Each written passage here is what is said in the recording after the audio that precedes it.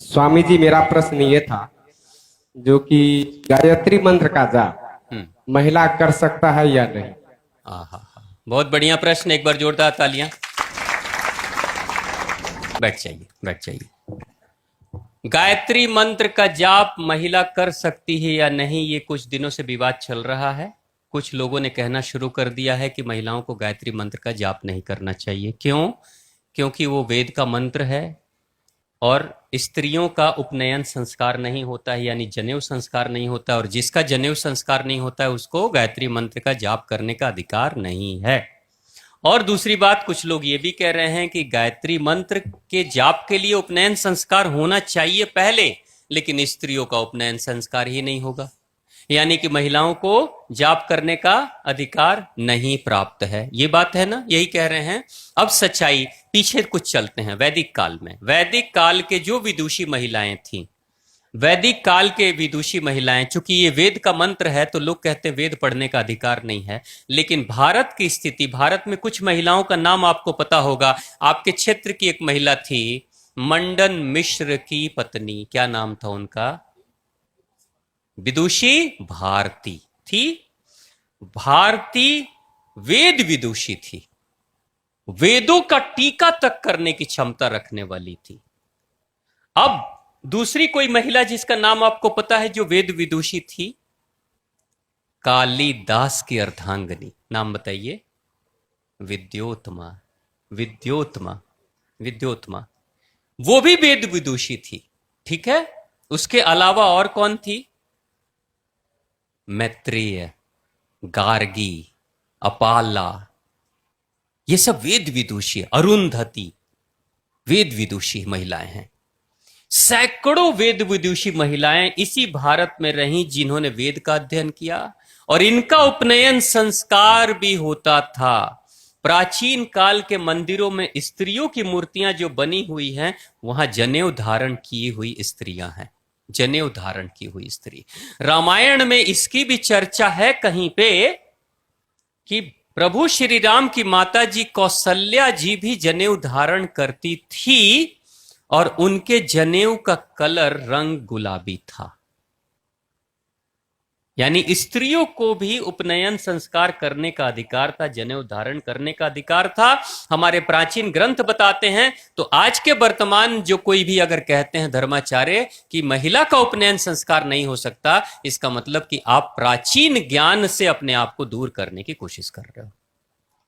एक तरफ कहते हो कि पुरुष और महिला बराबर हैं, और दूसरी तरफ कहते हो उसको यह ज्ञान लेने का अधिकार नहीं है। इसका मतलब सबसे बड़ा भेद तो आप ही कर रहे हो।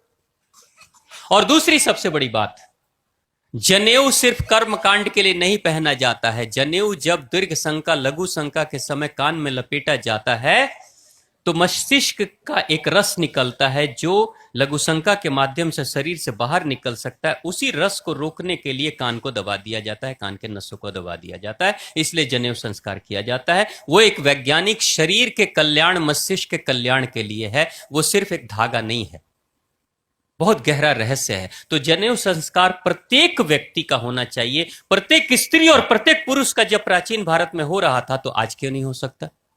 सबको होना चाहिए। अब रही दूसरी बात, महिलाओं को गायत्री मंत्र पढ़ना है नहीं पढ़ना है, तो सबसे पहले इस भारत में गायत्री मंत्र का प्रचार करने वाले कौन हैं? किसने बताया गायत्री मंत्र के बारे में भारत में कौन है? वो आचार्य श्री राम शर्मा, शांति कुंज के संस्थापक। शांति कुंज के संस्थापक है ना? तो शांति कुंज के संस्थापक जब आचार्य श्री राम शर्मा जी थे, तो उस गुरुवर ने पूरे देश विदेश में, भारत से लेके गली गली में यज्ञ करवाया शांति कुंज के तरफ से, और गायत्री का ही मंत्र दीक्षा के रूप में सभी को देते थे। और उन्होंने जो दीक्षा दी है और गायत्री मंत्र के जाप के लिए बोला है, उसमें हजारों, लाखों, करोड़ों स्त्री और पुरुष दोनों हैं।